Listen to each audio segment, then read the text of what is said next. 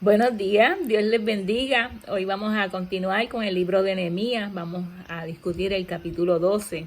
Pero primero vamos a pedirle a nuestro Padre Celestial para que sea el Espíritu Santo el que dirija. Oramos. Querido Padre que estás en los cielos, santificado sea tu santo nombre. Gracias, Padre, por tu infinito amor, por tu misericordia. Gracias porque tú nos suples en cada necesidad que tenemos. Y en esta hora venimos delante de ti para pedirte, Padre, que dirija, que sea el Espíritu Santo el que dirija este tema de principio a fin, para tu gloria y tu honra, y también para que sea de edificación y de bendición para todo el que escuche. En el nombre de Jesús, amén. Cuando leímos el capítulo 9 y 10, nosotros vimos cómo ellos con esa devoción iban todos los días, por 24 días estuvieron yendo a la plaza para que Esdras le leyera los escritos, ¿verdad? Los escritos sagrados y las leyes. Y vimos cómo ellos todos los días iban a escuchar la palabra de Dios. Y esto pues trajo consigo una reforma y un reavivamiento, a tal punto que ellos finalmente pues terminaron firmando un pacto con Dios. Luego en el capítulo 11 vimos cómo ellos comienzan a organizarse y cómo por medio de un sorteo que era voluntario, se decidió quiénes iban a ser las familias que iban a ir a poblar la Jerusalén. Se organizó también a los cantores, cuándo les iba a tocar alabar, cuándo y cómo iban a ministrar los levitas. Es decir, era una reforma organizada de cada detalle de lo que iba a acontecer. Ellos sabían y entendían que Dios es un Dios de orden y por eso pues hicieron esta organización. Y si nosotros pues queremos también tener una reforma y un reavivamiento, necesitamos hacer tanto esto mismo, tanto a nivel personal como a nivel de iglesia. Esta reforma y reavivamiento comienza conmigo como persona, ¿verdad? Y si de alguna forma yo puedo involucrar a la familia, pues para que ellos también tengan esta experiencia, para que como familia adoptemos una forma de vivir distinta a la que vive el mundo. Y si cada familia de la iglesia hace lo mismo y viviera la misma experiencia en este reavivamiento y en esta reforma, pues se levantaría también la iglesia.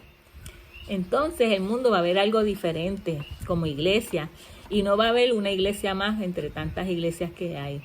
Una y otra vez nosotros vemos cómo es que Dios nos muestra en las diferentes historias de la Biblia este mismo patrón, que siempre Él comienza de manera individual, comienza por una persona. Y vimos también aquí en Nehemías que todos fueron movidos a esta reforma y a este reavivamiento. Vimos que el llamado fue para los hombres, para las mujeres y para los niños, y decía también para todo aquel que tenga entendimiento, ¿verdad? Y hubo también un llamado, tanto individual como familiar, y vimos también el estudio de la palabra de Dios, que fue lo que los mantuvo a ellos enfocados. Y es que cuando la palabra de Dios toca tu mente y toca tu corazón, tu cerebro se alimenta.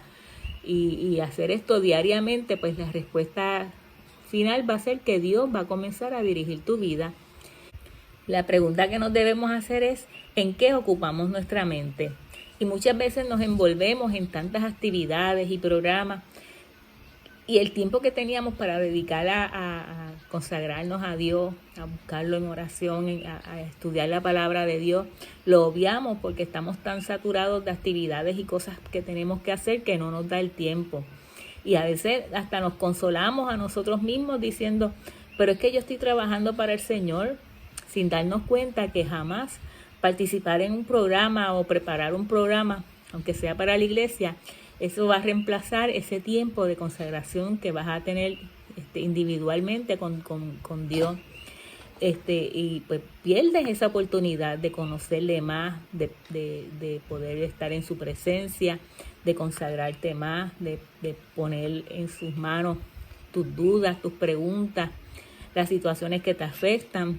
Nunca ese tiempo va a ser reemplazado porque perdemos nuestro enfoque y podemos también correr el riesgo de encajonar nuestro cristianismo en la rutina de los programas. Y pues nuestra vida como cristianos puede convertirse en una rutina, que tú preparas un programa o participas en un programa, estás afanado, Señor, ayúdame con ese programa, buscando ideas, haciendo el programa, Pasa el programa, gracias a Dios, y ahora volvemos otra vez a prepararnos para el próximo programa, buscar personas para trabajar, buscar qué es lo que vamos a hacer, todo eso. Pero no, obviamos la parte de sentarnos a estudiar la palabra de Dios, obviamos la parte de orar, de pedirle a Dios que nos ayude. Y muchas veces pues perdemos esa perspectiva. Porque hacer programas no es que está malo, al contrario, eso es bueno, tú estar involucrado en las cosas de Dios. Lo que es malo es tú ocuparte tanto en tantas cosas que no tengas tiempo para compartir con Dios de manera individual, de manera personal. Y podíamos caer en lo mismo que cayó Marta, estar afanados y ocupados y desechando la mejor parte, que la mejor parte es esa, el que tú puedas desarrollar esa relación personal y íntima con Dios, con Jesús. Nuestra naturaleza pecaminosa pues siempre nos va a jalar para las cosas del mundo. Conectarte con Dios requiere de fuerza y requiere también de mucho trabajo. Muchas veces tenemos que batallar con eso diariamente. Las pantallas de los celulares son bien adictivas y si nos dejamos llevar, ¿sabes cuánto tiempo valioso perdemos en eso? En estar metidos en el celular mirando las cosas que otras personas postean. Y eso de alguna manera afecta también nuestro cerebro. Cuando solo dedicamos un tiempo en la mañana para hacer el devocional y estudiar un poquito de la palabra de Dios, pero el resto del día lo llenamos nuestra mente con todas estas cosas que aparecen en las redes sociales, pues así es imposible que haya una reforma y un reavivamiento, porque no le estamos dejando espacio ni tiempo para que el Espíritu Santo obre en nuestra mente. Y los pensamientos tienen un poder sobre nuestras acciones de un 100%. Por eso todos nuestros pensamientos y sentimientos influyen en nuestras acciones. Y a veces vemos que buscamos a Dios, pero actuamos como lo actúan las personas del mundo. Tomamos decisiones como las toma el mundo. ¿Por qué? Porque hemos ahogado la voz del Espíritu Santo con tanta saturación de las cosas de este mundo que no lo escuchamos. Él siempre está ahí para dirigirnos, pero hemos llenado nuestro cerebro de tanta cosa y de tanta información de este mundo, tantas cosas de este mundo, que no escuchamos, alejamos la voz del Espíritu Santo. Lo que nos grita la conciencia, la voz de la conciencia durante el día, ese es el resultado de lo que nosotros hemos llenado nuestra mente. Si las has llenado de series de Netflix, los pensamientos que van a venir a tu mente van a ser sobre las películas que viste. Si lo llenas sobre lo que viste en Facebook, pues eso es lo que vas a tener en tu mente. ¿A cuánto no nos pasa que escuchamos una canción y esa canción es la que se nos queda después, pega todo el día? Pues así pasa con todas las cosas que nosotros escuchamos o vemos o estamos pendientes. Se nos quedan grabadas en el consciente y eso es lo que vamos a estar pensando todo el día. Y lo que nos grita esa conciencia, pues ese es el resultado de lo que nosotros llenamos nuestra mente. Si llenas tu mente de Dios, pues vas a escuchar la voz del Espíritu Santo. Pero si tú llenas las cosas con tu mente con las cosas de este mundo, pues tus acciones van a estar bien lejos de lo que es la voluntad del Padre. ¿Cuántos mensajes nosotros nos recibimos diariamente a través de la televisión, de Facebook, de WhatsApp, de Instagram, de Netflix y de otras aplicaciones, ¿verdad? Muchas veces ni siquiera nosotros tenemos culpa, porque muchas veces son cosas que tú no tienes control de ellas. Yo, por ejemplo, en mi oficina, yo tenía el volumen de la música bajado, pero me lo subieron porque se antojó mi jefe de subirle el volumen. Y yo tengo ese sonsonete de música todo el día escuchándolo. Y a veces son ritmos pegajosos. Y a veces uno tiene que batallar contra eso, ¿sabes? No es que yo quiera oírlo, pero es que me los ponen y es la única música que se puede escuchar ahí en todo el día. Y está uno todo el día escuchando. Entonces uno tiene que hacer como un bloqueo mental para no recibir esa influencia durante el día. Y una de las cosas que hizo Nehemías fue que enfocó al pueblo en una sola dirección. Mientras estaban construyendo y en un momento dado ellos estaban trabajando y al mismo tiempo protegiéndose del enemigo que los estaba amenazando, ¿verdad? Y Nehemías mantuvo el pueblo enfocado Y ahora vamos a ver en este próximo capítulo, el capítulo 12, la organización, el sistema que ellos iban a establecer de ministrar y de asignarle a cada persona un espacio para que ministraran en la casa de Dios. Si nosotros queremos una reforma y un reavivamiento, nosotros tenemos que enfocar nuestra mente en la misión y tenemos que poner nuestros dones al servicio de la misión, porque para eso fue que los dieron, ¿verdad? Para eso fue que el Espíritu Santo el día de tu bautismo te dio ese don, para que lo pusieras al servicio de la misión. Así que ahora sí, pues vamos a comenzar con el capítulo 12 del libro de Nehemías. En este capítulo 12, nosotros vamos a ver que los versículos del 1 al 26 va a estar mencionando a los sacerdotes y a los levitas. Y del 27 hasta el 47, pues va a hablar de la dedicación del muro. Dice así el capítulo 12. Estos son los sacerdotes y levitas que subieron con Zorobabel, hijo de Salatiel, y con Jesúa, Seraías, Jeremías, Esdras, Amarías, Maluc, Atú, Secanías, Reún, Meremot, Ido, Gineto, Abías, Mijamín, Maadías, Bilga, Semaías, Joyarib, Jedaías, Salú, Amoc, Isías y Jedaías. Comienza con los sacerdotes principales y menciona 22 sacerdotes ahí. Versículo 8 dice, y los levitas, Jesúa, Binui, Cadmiel, Serebías, Judá y Matanías, que con sus hermanos oficiaban en los cantos de alabanza. Estos eran los que cantaban, ¿verdad? Los levitas se clasificaban, habían unos grupos que eran de alabanza, y aquí va a mencionar ahora que también habían dos que tenían un ministerio, ¿verdad? Un ministerio, parece personal.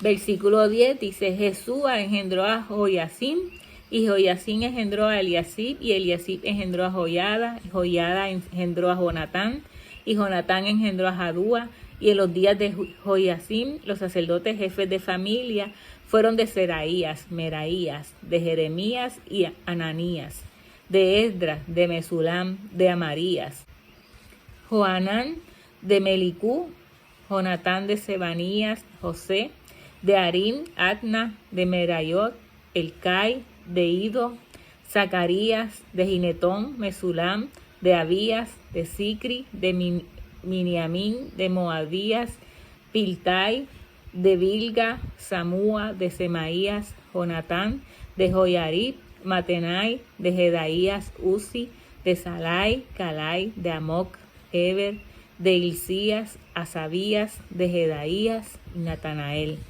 Aquí nos menciona a los jefes de familia en los tiempos de Joyacim. Versículo 22, los levitas en días de Eliasib, de Joyada, de Johanán y de Jadúa fueron inscritos por jefes de familia.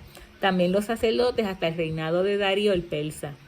Y estos son los levitas en los días de Eliasib, es decir, pues no todo el mundo estuvo en el mismo tiempo haciendo su trabajo. Lo dividieron como en etapas o como en épocas. Versículo 23 dice, los hijos de Leví, jefes de familia, fueron inscritos en el libro de las crónicas hasta los días de Johanán, hijo de Eliasib.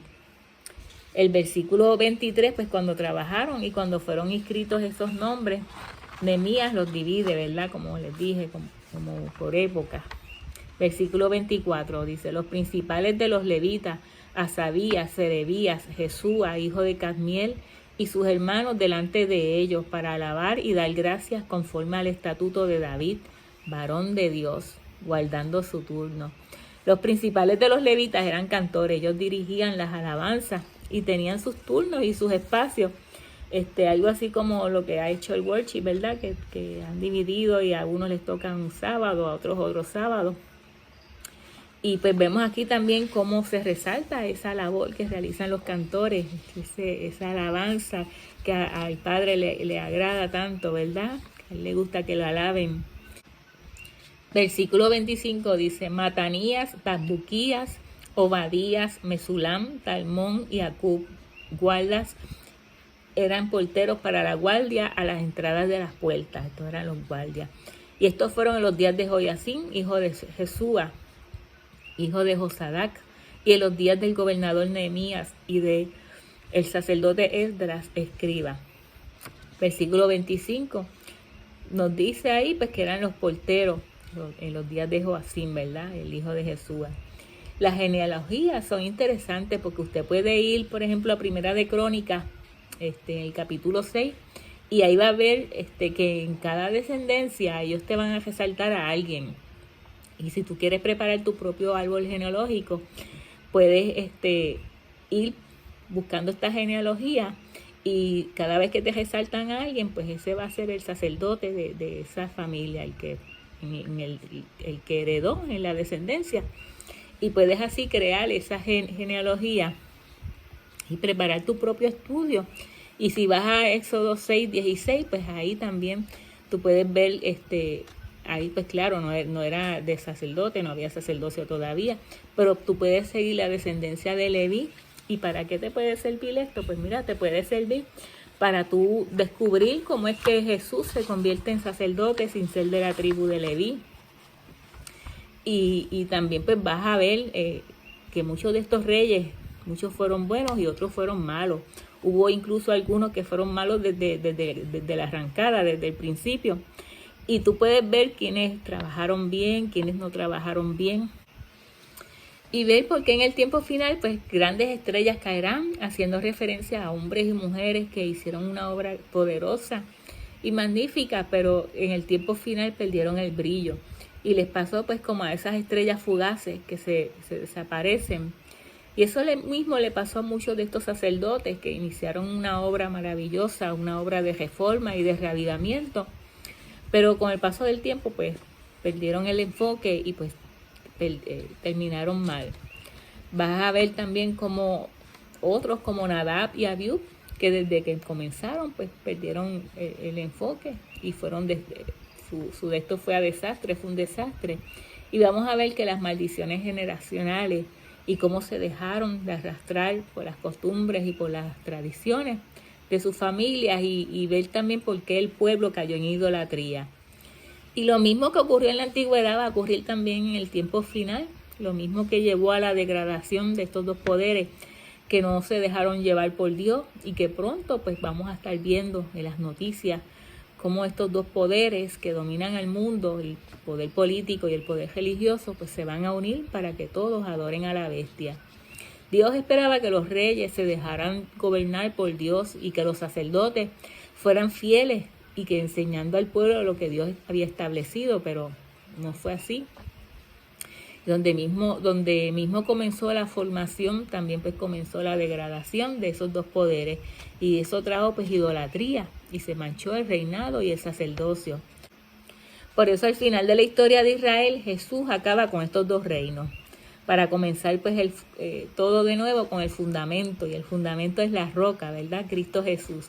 Dios destruyó el sacerdocio cuando comenzó con la iglesia, con los 12 apóstoles, dejando atrás todo, porque todo se había cumplido en Jesús y se radica el sacerdocio, siendo Jesús sacerdote para siempre y Rey de Reyes también. Y a partir de ahí es el Espíritu Santo quien dirige a la iglesia y llama a unos profetas, a otros los llama para que sean evangelistas, a otros los llama para que sean maestros, administradores, y rompe así el reinado de la tierra, porque Jesús es ahora el sumo sacerdote bajo el orden de Melquisedec, no bajo la orden de Leví, sino por una orden que es más grande y más poderosa, la orden de Melquisedec. Y ahora no es por descendencia, sino que es el Espíritu Santo quien decide a quién le va a dar los dones. El día que la persona se bautiza, el Espíritu Santo le da un don. Y él decide qué don es el que le va a dar, según las necesidades de la iglesia. Y sabemos que estos dos poderes al fin del tiempo se vuelven a unir para engañar, como pasó también en el tiempo de Jesús. Y el mismo llamado que hace Jeremías al pueblo de Jerusalén es el mismo llamado que hace Juan en el libro de Apocalipsis para que el pueblo de Dios que está en Babilonia también salga, a fin de que todos puedan salir de este sistema que los lleva a la perdición. Vamos a ver la dedicación al muro. Eso está en el versículo 27. Dice así: para la dedicación del muro de Jerusalén buscaron a los levitas de todos sus lugares para traerlos a Jerusalén, para hacer la dedicación y la fiesta con alabanzas y con cánticos, con címbalos, salterios y cítaras. Aquí vemos que a Dios le gusta que vayamos a su presencia y que vayamos alegres, que vayamos contentos, que no estemos tristes ni cabizbajos, sino que estemos felices, gozosos, ¿verdad? Y esta invitación se hizo para todos los levitas, no se hizo para algunas áreas nada más. Se llamó a todas las áreas para que todos los levitas fueran, ¿verdad? Participaran. Y fíjense que esta es la dedicación del muro de Jerusalén. Y ellos buscaban a los levitas para estas fiestas solemnes. Sin embargo, ninguno de ellos estaban serios ni tristes, todo lo contrario, ellos estaban felices y contentos, estaban de celebración, y era un ambiente de alegría, estaban todos llenos de gozo, de emoción. Y lo sagrado de esta ceremonia no eran los muros, ni el templo, ni la gente, sino era el momento que el pueblo logró poder terminar con la obra que se les había encomendado. Y vemos que todos ahí estaban unidos, todos estaban celebrando, todos estaban en unión. De hecho, esto se lleva a cabo fuera del templo y todos sabemos qué fue lo que ocurrió con el templo, ¿verdad? Que después fue destruido. No funciona tener muchas cosas y que tú estés triste, no tener la alegría en el corazón. Y eso es lo que le da sentido a seguir adorando a Dios. Nosotros nos reunimos los sábados y disfrutamos de esa bendición y estamos gozosos. Cuando vamos a la casa de Dios, nosotros debemos estar contentos, alegres, gozosos. Claro, muchas veces uno pasa por situaciones y pues, que no te permiten estar en ese mood, pero en la mayoría de las veces debemos estar contentos y gozosos porque nosotros servimos a un Dios que es real, un Dios que se ocupa y se preocupa por nuestras situaciones y que está siempre al control de cada una de cada detalle de nuestras vidas, de lo que necesitamos, y nos suple y nos ayuda y nos bendice. Y no importa cuán difícil sea la situación, Él siempre está ahí para nosotros. Dice el versículo 28, y fueron reunidos los hijos de los cantores, así de la región alrededor de Jerusalén como de las aldeas de los netofatitas y de la casa de Gilgal y de los campos de Jeba y de Asmavet, porque los cantores se habían edificado aldeas alrededor de Jerusalén. Y se purificaron los sacerdotes y los levitas, y purificaron al pueblo, y las puertas y el muro. O sea, esto llama la atención, ¿verdad? Porque ellos se purificaron, se limpiaron, ellos se arreglaron, ellos no se presentaron sucios ni todos tirados. Y es que a la casa de Dios uno va bañadito, limpio, arregladito, ¿verdad? Con lo mejor que uno tiene. Dice que no solamente se purificaron los sacerdotes, también los levitas y también el pueblo. Y vamos a ver que la dedicación se hace con cánticos y con alabanzas. Y fíjense que hay dos coros grandes. Hemos estado recalcando muchas veces durante todo este libro de Nehemías lo importante que es la alabanza a Dios. A Dios le gusta que lo adoren. Y esto pues debe ser siempre fundamental en cada reunión que uno haga. Siempre tener alabanzas para el Padre. Versículo 31 dice, hice luego subir a los príncipes de Judá sobre el muro y puse dos coros grandes que fueron en procesión, el uno a la derecha sobre el muro hacia la puerta del muladar, e iba tras de ellos Osaías con la mitad de los príncipes de Judá, y Azarías, Esdras, Mesulam, Judá, Benjamín, Semaías y Jeremías. Y de los hijos de los sacerdotes iban con trompetas Zacarías, hijo de Jonatán, hijo de Semaías, hijo de Matanías, hijo de Micaías, hijo de Zacur, hijo de Asaf. Asaf era el jefe de los cantores y Zacarías iba dirigiendo porque él era un descendiente de Asaf. Y sus hermanos Semaías, Azarael, Milalai, Gilalai, Maai, Natanael, Judá y Hanani, con los instrumentos musicales de David, varón de Dios. Y el escriba Esdras delante de ellos. Vemos que utilizan los instrumentos musicales de David y dice, recalca ahí varón de Dios, dice que David era un varón de Dios, era un hombre conforme al corazón de Dios. David también quería que se alabara a Dios. El libro de Salmos es el libro más largo de la Biblia y son los cánticos de alabanza a Dios, ¿verdad? Por eso es que David recibe la promesa de que de él iba a salir el ungido de Dios.